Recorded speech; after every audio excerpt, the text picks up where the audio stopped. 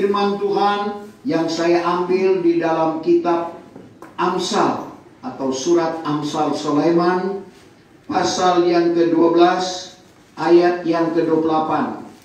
Pada jalan kebenaran adalah selamat, dan jalan itulah yang tiada menuju kematian. Merupakan tulisan dari Raja Sulaiman atau Raja Salomo, yang kita tahu dia adalah raja yang dilengkapi dengan hikmat dan pengetahuan yang luar biasa dari Tuhan. Karena pada waktu Tuhan menawarkan kepadanya, apa yang kau inginkan daripadaku? Apa yang kau pinta kepadaku? Raja Sulaiman tidak minta kekayaan, pinta kepadamu. Maka sembah Sulaiman kepada Allah bahwa engkau sudah menyatakan kemurahan besar akan Daud bapakku, dan engkau pun sudah menjadikan aku raja akan gantinya. Maka sekarang ya Tuhan Allah, biarlah kiranya janjimu kepada Daud bapakku itu disampaikan, karena engkau sudah menjadikan aku raja atas suatu bangsa yang seperti lebu di bumi banyaknya.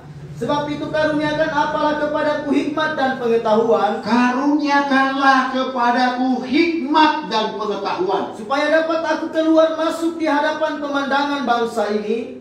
Karena siapa gerangan dapat memerintahkan segala umatmu yang sebanyak ini? Maka firman Allah kepada Sulaiman, firman Tuhan kepada Sulaiman, tegal kehendak hatimu demikian, kehendak hatimu demikian, dan tiada engkau minta kekayaan, tidak engkau minta kekayaan, dan harta benda, atau kemuliaan, atau jiwa segala pembencimu, atau umur panjang, melainkan engkau menghendaki hikmat dan pengetahuan bagi dirimu. Engkau menghendaki hikmat dan pengetahuan bagi dirimu, supaya engkau dapat memerintahkan segala umatku yang telah kujadikan dikau akan rajanya.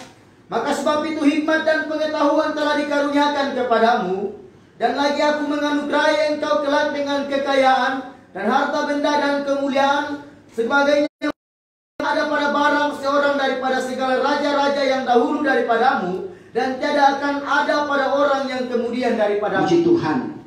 Jadi pada waktu Tuhan menawarkan, apa yang kau pinta daripadaku Sulaiman? Sekali lagi yang dia minta hanya hikmat dan pengetahuan yang daripada Tuhan. Dan apa yang terjadi? Ternyata bukan hanya hikmat dan pengetahuan yang Tuhan anugerahkan di dalam kehidupannya. Bagaimana kemasyhuran, kemuliaan yang dia terima. Saudara, kekayaan yang luar biasa. Karena dengan hikmat yang ada pada Raja Sulaiman membawa umat Israel sebagai umat pilihan Allah ke puncak kejayaannya. Dan di dalam 5 kitab syair yang ada di dalam Perjanjian Lama, termasuk surat Amsal Sulaiman ini, merupakan salah satu karangan dari Raja Sulaiman. Dari 5 kitab syair yang ada dalam Perjanjian Lama yang dimulai dari Ayub berbicara tentang berkat melalui sengsara. Mazmur berbicara tentang doa melalui puji-pujian. Ini menceritakan bagaimana perjalanan iman Bapak, Ibu, saya dan saudara di akhir zaman ini.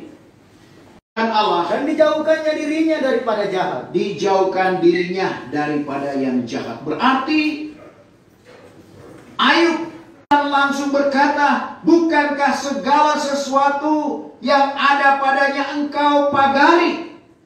Coba kita baca mulai 6 ayat 1. Hatta maka pada sekali peristiwa, pada suatu hari datanglah segala anak Allah akan menghadap Tuhan. Datang segala anak Allah menghadap Tuhan. Dan setan pun datang di tengah-tengah mereka. Setan pun turut di tengah-tengah mereka itu. Maka firman Tuhan kepada setan itu. Firman Tuhan kepada setan itu. Engkau dari mana? Engkau dari mana? Maka sahut setan kepada Tuhan sembahnya. Setan berkata kepada Tuhan, daripada berjalan keliling dan beridar-idar di atas bumi. Berjalan keliling beridar-idar di atas bumi. Maka firman Tuhan kepada setan. Firman Tuhan kepada setan. Sudahkah engkau melihat hambaku Ayub? Sudahkah engkau melihat hambaku Ayub? Karena tiada sebagainya di atas bumi. Ialah seorang yang tulus hatinya dan saleh dan takut akan Allah, dan yang menjauhkan dirinya dari daripada jahat.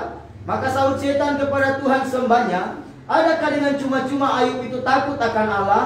Bukankah engkau juga seperti pagar kelilingnya? Bukankah engkau sebagai pagar kelilingnya? Setan menyadari bahwa kehidupan Ayub dipagari oleh Tuhan. Dan keliling rumahnya, dan keliling segala sesuatu yang padanya, keliling sesuatu yang ada padanya. bahwa pekerjaan tangannya sudah kau berkati, Pekerjaan Ayub diberkati oleh Tuhan. dan segala binatangnya pun berkelimpahan pada tanah itu. Kekayaan pada waktu itu diukur dari binatang ternak. Karena tidak seperti sekarang, dulu belum ada mobil seperti sekarang, belum ada pesawat. Jadi kekayaan diukur dari binatang peliharaan, dan Ayub memiliki akan hal itu. Lalu Tuhan izinkan dia untuk mengalami ujian atau pencobaan, di mana segala harta kekayaannya lenyap. Bahkan anak-anaknya semua meninggal dunia. Tapi Ayub tetap dengan Tuhan. Di dalam kekayaannya Ayub dengan Tuhan. Di dalam kemiskinannya Ayub tetap dengan Tuhan. Karena dalam Ayub 1 ayat 21 dia berkata, dengan telanjang aku keluar dari dalam rahim ibuku. Dengan telanjang juga aku akan kembali kepadanya. Terpujilah Tuhan. Ayub masih katakan puji Tuhan. Ayub 1 ayat 21. Satu katanya, bahwa dengan telanjangku juga sudah aku keluar dari dalam rahim ibuku. Dengan telanjang aku dilahirkan dari ibuku. Dan dengan telanjang juga aku akan kembali ke dalamnya. Dengan telanjang aku akan kembali kepada Tuhan. Bahwa Tuhan yang sudah mengaruniakan dia, Tuhan yang sudah memberi, Tuhan yang sudah mengaruniakan, Tuhan juga mengambil dia pula. Tuhan yang mengambil dia pula. Segala puji bagi nama Tuhan. Segala puji bagi nama Tuhan. Ayub masih berkata puji Tuhan. Itu ujian pertama, cobaan pertama yang datang menimpa kehidupan Ayub. Setelah harta kekayaannya habis, anak-anaknya meninggal dunia, ujian belum berakhir. Pada pasal yang kedua, di mana penyakit datang menerpa kehidupannya. Saudara, apa yang terjadi? Melihat keadaan situasi yang ada, istrinya berkata, Ayub, masihkah engkau taat kepada Allahmu? Lebih baik engkau hujatlah Tuhan Allahmu, lalu engkau mati. Dalam pikiran istri Ayub, bahwa setelah mati habis perkara. Tapi apa kata Ayub? Perkataanmu seperti perkataan perempuan gila. Masakan kita menerima yang baik, lalu yang jahat kita tidak terima? Ayub tidak berdosa dengan lidahnya. Ayub 2 mulai 9. Maka pada masa itu kata bininya kepadanya, kata istri Ayub kepada Ayub, lagikah engkau bertetap dalam tulus hatimu? lagikah engkau bertetap pada tulus hatimu kepada Tuhan? Hujatlah olehmu akan Allah, Hujatlah olehmu akan Allah, lalu matilah. lalu mati. Tetapi sahutnya kepadanya, Tapi Ayub berkata, katamu ini seperti kata perempuan yang sangat gila. katamu ini seperti kata perempuan yang sangat gila. Masakan kita menerima daripada Allah badan yang baik, dan jika kita menerima yang jahat pun? Maka dalam sekalian ini tiada Ayub berdosa dengan lidahnya. Ayub tidak berdosa dengan lidahnya. Dia tetap setia kepada Allahnya. Dan akhirnya dalam Ayub pasal yang ke-42, apa yang pernah ada pada Ayub yang hilang pada Ayub, Tuhan kembalikan 2 kali ganda. Karena ketaatannya, kesetiaannya kepada Tuhan. Dan ini menjadi pelajaran di dalam kehidupan kita. Dalam keadaan kaya, dalam keadaan miskin, kita harus tetap dengan Tuhan seperti Ayub. Dengan kekayaannya dia tetap dengan Tuhan. Dengan kemiskinannya dia tetap dengan Tuhan. Dengan penyakit yang menerpa kehidupannya, dia tetap dengan Tuhan. Dan kalau itu terjadi, akhirnya kita akan memuji, memuliakan, dan mengagungkan nama Tuhan. Masuklah kita pada kitab Mazmur yang berbicara tentang doa melalui puji-pujian. Pada umumnya kitab Mazmur adalah karangan Daud, karena ada karangan Soleman seperti Mazmur 127 tadi. Ada juga doa Musa dalam Mazmur 90. Tapi ini ditulis oleh Daud. Saudara, kalau kita baca kitab Mazmur, bagaimana Daud senantiasa memuji, memuliakan, dan mengagungkan nama Tuhan.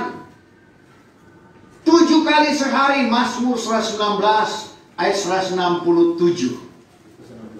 164. Yang 164, maka 7 kali dalam sehari. 7 kali 7 adalah angka sempurna. Memujilah aku akan dikau. Memujilah aku akan dikau. Karena sebab segala hukum kebenaranmu. Sebab segala hukum kebenaranmu. 7 adalah angka sempurna. Pujian yang sempurna yang dipanjatkan oleh Daud kepada Tuhan. Dan di dalam pujian itu ada doa. Sebab itu Mazmur berbicara tentang doa melalui puji-pujian. Dengan alat kecapi yang dimilikinya, saudara. Keterampilannya itu, sekali lagi alat musik kecapi, dia memuji, memuliakan, dan mengagungkan nama Tuhan. Di dalam pujiannya sekali lagi, ada doa yang dia panjatkan kepada Tuhan. Dan bagaimana Daud mengungkapkan tentang perlindungan Tuhan di dalam kehidupannya. Bagaimana dia dapat mengalahkan singa dan beruang. Ini karena pertolongan Tuhan. Bagaimana dia mengalahkan Goliat, orang Filistin yang disegani baik kawan maupun lawan. Bagaimana Tuhan menghindari dia dari kejaran Saul yang ingin membunuh dia. Akhirnya dia ungkapkan dalam Mazmur 18 ayat yang ketiga, Tuhan adalah gunung batuku, Tuhan adalah kota bentengku, Tuhan adalah tempat perlindunganku yang tinggi, aku percaya kepadanya. Mazmur 18 ayat 3. Bahwa Tuhan juga gunung batuku. Tuhan juga gunung batuku. Dan kota bentengku. Kota bentengku. Dan penolongku. Penolongku. Yaitu Allahku dan gunung batuku. Allahku dan gunung batuku. Aku percaya akan dia. Aku percaya akan dia. Yang perisai dan tanduk selamatku. Perisai dan tanduk selamatku. Dan tempat perlindunganku yang tempat perlindunganku yang tinggi. Daud merasakan, menyadari bahwa Tuhan adalah tempat perlindungan yang tinggi. Sebab itu dia selalu datang dengan pujiannya yang di dalamnya ada doa permintaannya kepada Tuhan. Lalu kita akan dilengkapi dengan hikmat dan pengetahuan yang daripada Tuhan. Itulah kitab Amsal yang berbicara tentang hikmat melalui pepatah. Hikmat sama dengan kepandaian. Pepatah adalah peribahasa yang mengandung nasihat. Kepandaian melalui peribahasa yang mengandung nasihat. Betapa pentingnya kita dilengkapi dengan hikmat dan pengetahuan yang daripada Tuhan. Kenapa Bapak Ibu Saudara? Mengimbangi hikmat dan pengetahuan yang ada di dalam dunia saat ini. Hikmat semakin hari semakin disempurnakan. Dari mana kita dapat hikmat? Dari Tuhan. Tuhan yang mengaruniakan hikmat. Dan dari firman Tuhan ini datang pengetahuan dan kepandaian. Amsal 2 ayat yang ke-6. Karena Tuhan juga yang mengaruniakan hikmat. Tuhan juga yang mengaruniakan hikmat. Dan daripada firman-Nya datanglah pengetahuan dan akal. Dari firman-Nya, salinan baru dari mulutnya, datang pengetahuan dan kepandaian. Untuk mendapatkan kepandaian, mari kita baca firman Tuhan. Kita berdoa, Tuhan yang mengaruniakan hikmat. Dari firman-Nya, dari mulutnya, datang pengetahuan dan kepandaian. Karena firman Allah ini menceritakan apa yang sudah terjadi. Apa yang sementara terjadi, dan apa yang akan terjadi. Semua lengkap di dalam kebenaran firman Tuhan. Dan kalau kita dilengkapi dengan hikmat dan pengetahuan yang daripada Tuhan, kita akan berkata, segala sesuatu yang ada di dalam dunia ini adalah sia-sia. Masuklah kita pada kitab Pengkhotbah atau Al-Khatib. Karena segala sesuatu yang ada di dalam dunia ini adalah sia-sia. Berbicara tentang kesungguhan di atas kesia-siaan. Kenapa? Karena dunia akan lenyap. Demikian juga keinginan duniawi. Al-Khatib Pengkhotbah 1 ayat 2. Al-Khatib 1 ayat 2. Kesia-siaan atas segala kesia-siaan. Kesia-siaan atas segala kesia-siaan. Kata Al-Khatib. Kata Al-Khatib atau pengkhotbah. Kesia-siaan atas segala kesia-siaan. Semuanya juga sia-sia. Semua yang ada di dalam dunia sia-sia. Kenapa? Karena sekali lagi langit dan bumi akan lenyap. Sebab itu jangan kita mencintai dunia dan barang apa yang ada di dalam dunia. Seperti yang dikatakan oleh Rasul Yahya dalam 1 Yahya 2 ayat 15. Karena kalau kita mengasihi dunia dan barang apa yang ada di dalam dunia, kasih Allah, kasih Bapa tidak ada di dalam kehidupan kita. Apa yang ada di dalam dunia? Keinginan mata, keinginan daging, hidup dengan jemawa atau kesombongan. Itu bukan berasal daripada Bapa, melainkan daripada dunia. Dunia ini akan lenyap, demikian keinginan duniawi. Tapi orang yang melakukan kehendak Allah kekal selama-lamanya. Kita baca 1 Yahya 2 ayat 15, 16, 17. Janganlah kamu mengasihi dunia. Jangan kamu mengasihi dunia. Atau barang yang ada di dalam dunia. Atau barang yang ada di dalam dunia. Kalau barang seorang mengasihi dunia. Kalau barang seorang mengasihi dunia, maka kasih Bapa itu tiadalah ada di dalam dia. Kasih Bapa tidak ada di dalam dunia. Dan banyak orang yang berkata kita masih ada di dalam dunia. Siapa bilang kita sudah di surga? Selalu ada jawaban, selalu ada jalan keluar kalau kita senantiasa datang kepada Tuhan.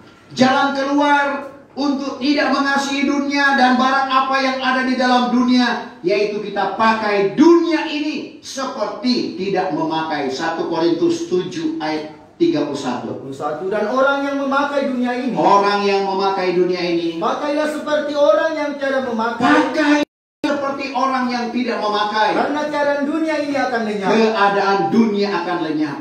Jadi kita perhatikan, jangan kita mengasihi dunia dan barang apa yang ada di dalam dunia. Ini firman Tuhan, meskipun kita masih ada di dalam dunia ini. Apa yang ada di dalam dunia ayat 17, 1 Yahya 2. Karena segala yang ada di dalam dunia, segala yang ada di dalam dunia, dan keinginan tubuh atau keinginan daging, dan keinginan mata, dan hidup dengan jemawa, hidup dengan kesombongan atau hidup dengan jemawa, itu bukannya daripada Bapa, bukan daripada Bapa, melainkan daripada dunia. 17. Maka dunia ini lenyap, demikian juga keinginan dengan segala keinginan duniawi. Tapi orang yang melakukan kehendak Allah, kehendak Allah kekal selama-lamanya. Salah satu kehendak Allah di dalam kehidupan kita yang ditolak oleh orang Farisi dan Faqih atau guru besar, yaitu baptisan air. Orang kalau tidak mau dibaptis sama dengan menolak kehendak Allah. Menolak kehendak Allah berarti binasa. Coba baca Lukas 7 ayat 30.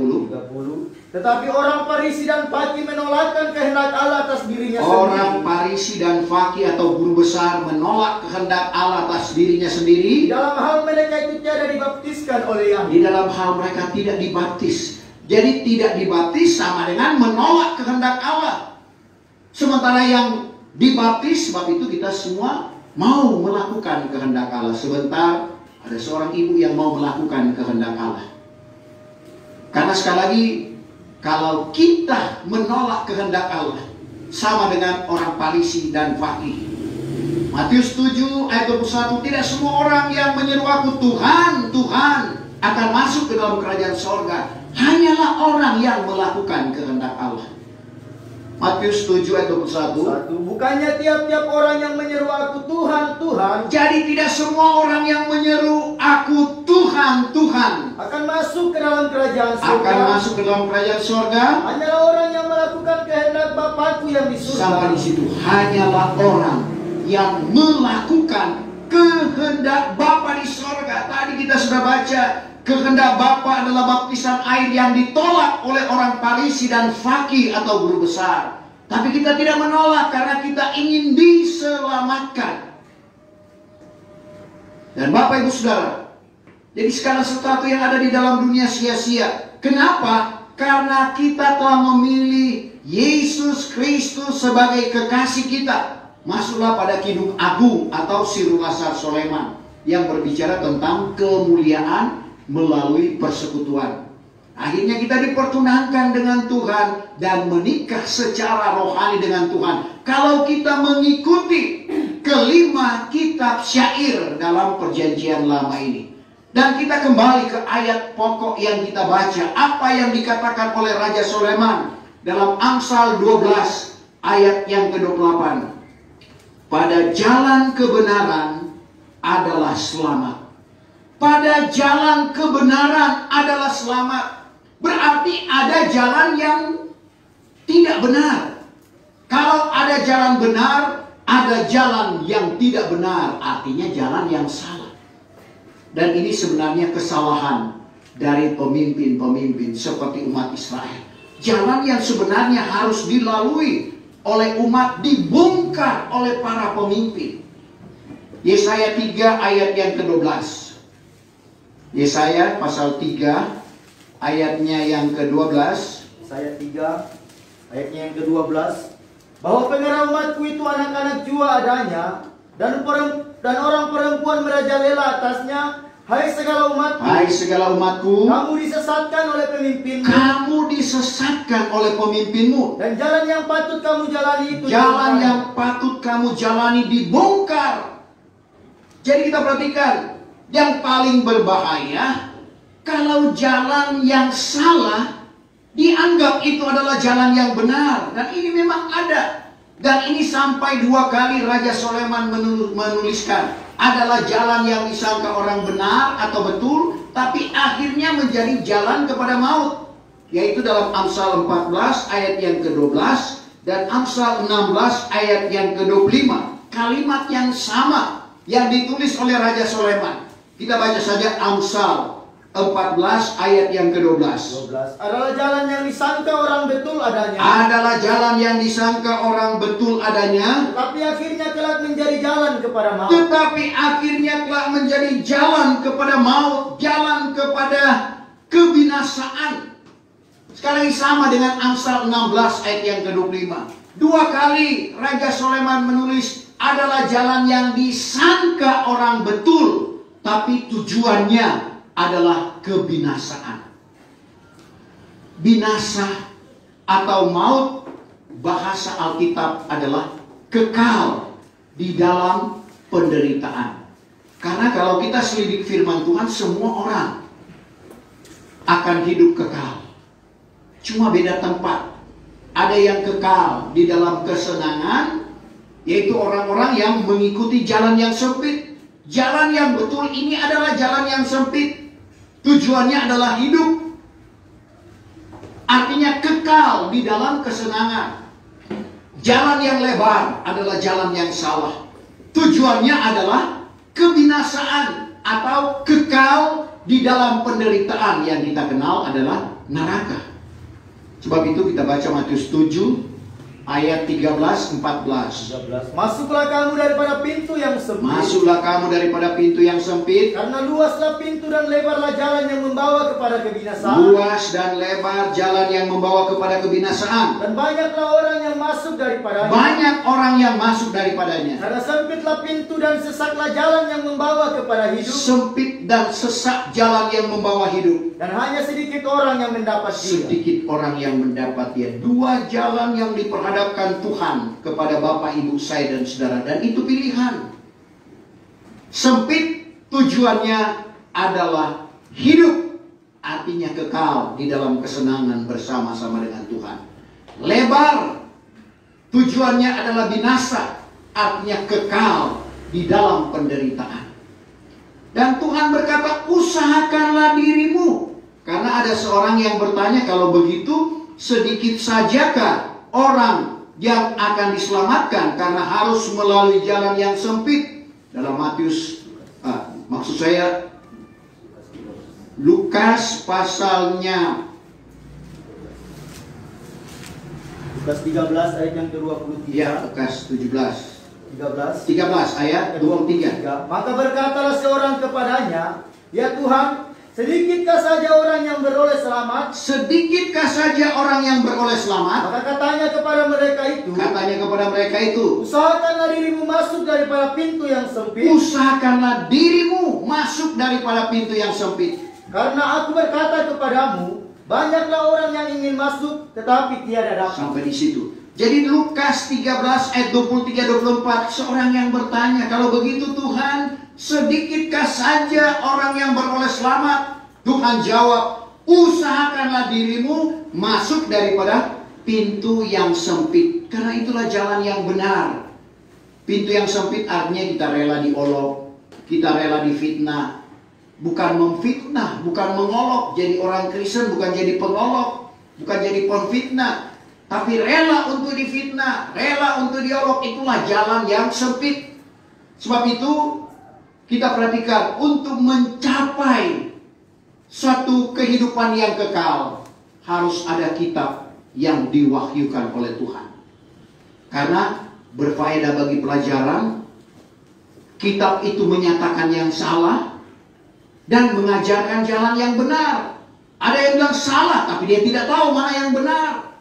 Tapi kitab yang diwahyukan oleh Tuhan, sebagaimana yang kita tekuni saat ini, seperti yang disuratkan oleh Paulus kepada Timotius dalam 2 Timotius 3 ayat yang ke-16. Adapun tiap-tiap kitab yang diwahyukan Allah, Adapun tiap-tiap kitab yang diwahyukan Allah, berfaedah bagi pelajaran, berfaedah bagi pelajaran, bagi hal menyatakan yang salah, menyatakan yang salah, bagi hal membaiki yang rusak, membaiki yang rusak, dan bagi hal mengajarkan jalan yang benar. mengajarkan jalan yang benar. Menyatakan yang salah, memperbaiki yang rusak, dan mengajarkan jalan yang benar. Itulah fungsi dari kitab yang diwahyukan oleh Tuhan. Itulah kitab yang kita sementara pelajari. Itulah kitab yang sementara kita teliti. Karena itulah yang membawa kita kepada kesempurnaan. Sehingga orang yang meneliti, orang yang menyelidik hukum yang sempurna itu, kata Yakobus 1 ayat yang ke-25. 25. Tetapi orang yang menyelidik hukum yang sempurna, orang yang menyelidik hukum yang sempurna, yaitu hukum kemerdekaan, hukum kemerdekaan berbicara tentang hukum roh, hukum yang berlaku di zaman Roh Kudus, bertobat, berbaptis dengan nama Yesus Kristus akan jalan keampunan dosa, lalu kamu beroleh anugerah Roh Kudus. Itulah hukum roh, hukum kemerdekaan yang harus kita lakukan di akhir zaman ini. serta bertekun, Serta tekun atau setia. tidak menjadi orang mendengar yang terlupa, Tidak menjadi orang yang melupakan firman Tuhan, melainkan orang yang menurut dengan sebenarnya, menurut dengan sebenarnya atau menurut dengan sungguh-sungguh, bukan setengah-setengah. maka ialah orang yang berbahagia di dalam hal ia menurut itu. Ialah orang yang berbahagia. Kenapa? Karena orang yang menyelidik hukum yang sempurna akan dibawa kepada kesempurnaan, menggenapi apa yang dikatakan Tuhan Yesus. Matius 5 ayat 48, hendaklah kamu sempurna seperti Bapa di sorga sempurna adanya. Menggenapi apa yang dikatakan oleh Paulus kepada jemaat Efesus, Efesus 4 ayat 13, sampai kita pada persatuan iman, menjadi orang akil balik atau orang dewasa rohani, dan bertambah-tambah sempurna sama dengan Kristus. Bukan menjadi Kristus, bertambah-tambah sempurna sama dengan Kristus. Efesus 4 ayat 13. Sehingga kita sekalian sampai kepada persatuan iman, Kita sampai pada persatuan iman dan marifat anak Allah, marifat anak Allah, dan menjadi orang yang sudah akil balik, menjadi orang yang dewasa akil balik, sehingga bertambah-tambah sempurna sama dengan Kristus. bertambah-tambah sempurna sama dengan Kristus. Untuk itu Bapak Ibu Saudara, firman Tuhan yang kita baca dan dengar, pada jalan kebenaran adalah selamat, dan jalan itulah yang tiada menuju kematian. Jalan kebenaran yang sementara kita teliti, yang sementara kita selidiki, yang sementara kita tekuni saat ini, jalannya akan membawa kita kepada hidup, bukan jalan yang salah. Dan jalan yang tidak akan membawa atau menuju pada kematian. Seperti yang dijelaskan tadi, kematian adalah kekal di dalam penderitaan. Tentunya kita tidak mau kekal di dalam penderitaan. Kita juga sudah menderita di dalam dunia ini, lalu mau menderita kekal, itu merupakan suatu kebodohan. Karena memang Bapak Ibu Saudara, selama kita mengikut Tuhan, ya untuk menerima kekekalan di dalam kesenangan, untuk dipermuliakan bersama-sama dengan Tuhan. Itu yang harus kita alami. Paulus katakan dalam Roma 8 ayat yang ke-17. 8 ayat 17. Tetapi jikalau anak-anak, maka warislah juga, yaitu waris Allah, dan sewaris dengan Kristus. Kalau kita sama merasa sengsara dengan Dia, jika kita sama merasa sengsara dengan Kristus, supaya sama juga kita dipermuliakan. Supaya kita dipermuliakan bersama-sama dengan Kristus. Kalau kita mau dipermuliakan, sekali lagi, kita akan mengalami sengsara seperti yang dialami oleh Kristus. Sebab itu, ini bukan pewahyuan, tapi pendapat Paulus. Dan pendapat Paulus tidak salah. Dalam ayat yang selanjutnya, menurut pendapatku, ayat 18, Roma 8. Karena menurut pendapatku, menurut pendapat Paulus, sengsara yang pada zaman ini, sengsara yang dialami Paulus pada zaman itu, ataupun sengsara yang diperhadapkan kepada Bapak, Ibu, saya dan saudara, tidak berpadan jikalau dibandingkan dengan kemuliaan yang akan dinyatakan. Tidak berpadan dengan kemuliaan yang akan dinyatakan oleh Tuhan di dalam kehidupan kita. Karena kita akan bersama-sama dengan Tuhan di dalam kehidupan yang kekal dengan satu kemuliaan. Di sana tidak ada lagi tangisan. Di sana tidak ada lagi perkabungan. Di sana tidak ada lagi penyakit. Di sana tidak ada lagi kertak gigi, melainkan senang untuk selama-lamanya. Sebab itu, firman Tuhan datang pada jalan kebenaran adalah selamat, dan jalan itulah yang tiada menuju kematian. Tuhan kiranya memberkati firman Tuhan pada sore hari ini.